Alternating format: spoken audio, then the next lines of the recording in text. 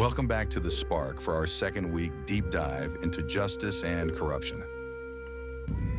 Last week, we opened this series with a big question. Why is reform needed?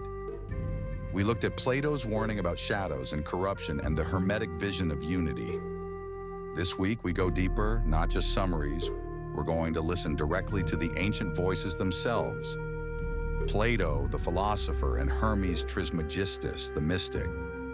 We'll let their words cut through the noise and see how they still challenge us in our digital world today. So let's sit with them, not as dusty old thinkers, but as conversation partners who still know what it feels like to wrestle with corruption, ignorance, and the longing for light. Plato's Republic, Justice and Shadows. First, Plato. In Book 1 of the Republic, a man named Thrasymachus says something blunt, almost shocking. Justice is nothing other than the advantage of the stronger. In other words, those in power make the rules. Justice is whatever benefits them. Sound familiar? Think about corporations lobbying to shape laws. Think about platforms writing community guidelines that mostly protect ad revenue. Think about leaders who twist morality to fit their agenda. Plato puts this idea in front of us, so we have to face it. What if justice is just power, dressed up in language? But Socrates pushes back. He asks, if rulers harm the very community they lead, aren't they actually harming themselves? Isn't real justice about harmony? When each part does its true work, not when the strong exploit the weak? Now, Plato doesn't stop there. He gives us the famous allegory of the cave in Book 7, saying, they see only shadows of one another, which the fire throws on the opposite wall of the cave. Picture it, people chained, staring at flickering shadows, believing those shadows are reality. The real world is hidden outside. The light is painful at first, but liberating. This is not just ancient poetry. It's us. The cave is our feed, our entertainment loop, our news bubbles, our echo chambers. In the cave, our shadows are curated stories and images designed to keep us watching.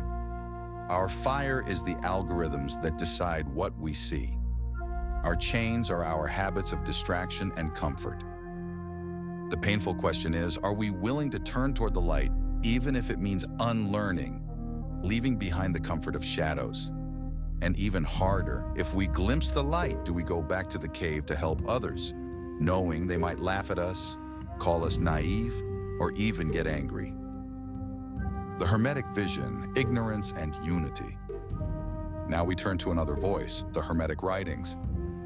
In the Poimandres, Hermes has a vision, and here's this. That which is brought forth by the One. All things are full of light, but people live in ignorance, chained by the body and passions. Where Plato spoke of external shadows and rulers, the Hermetica speak of internal shadows, ignorance, appetite, disconnection. The claim is radical. The world is already full of light, but we don't see it because of our own chains. Think about our time. Ignorance doesn't mean lack of information anymore. We're drowning in information. Our ignorance is in not seeing patterns, no unity in reality. We miss the deeper connections because we're overwhelmed by fragments, headlines, clickbait. Another Hermetic text, Mind unto Hermes, says this: understand that your mind is one with the divine mind. If you grasp this truth, you will see all things are full of light, and corruption is an illusion of ignorance. What does that mean? It means perception itself can change. When you see unity, corruption loses its ultimate power. When you live divided, corruption feels inevitable. So Plato says, watch out for rulers who twist justice into advantage. Hermes says, watch out for inner blindness that twists your vision. Together they ask, what's chaining you? External shadows or inner disunity? Probably both. Here's where this hits home. Plato's cave is alive and well, only now it's digital. Our shadows are algorithms, ads, outrage bait, psychological warfare, inundated by subtle propaganda. We are trained to stare at flickering images and mistake them for truth. Hermes' chains are alive too. Not just bodily passions, but digital addictions, doom scrolling, constant comparison, the hunger for likes, identity politics. And here's where modern science echoes these ancient voices. In quantum physics, what we observe changes outcomes. Attention matters. In psychology, what we repeat shapes our perception. Habits matter. In digital economics, what we click becomes the world we live in. Platforms matter. Your attention is not neutral, it is agency. Where you direct it, you help decide what grows. So how do we live differently? Here are 3 practices for this week. Text immersion. Pick one short passage in Plato or Hermetica. Rewrite it in your own words. Let it speak to you directly. Shadow audit. Choose one source you consume. A social media, a channel, a show. Ask, what shadows does this show me? Who benefits if I believe it?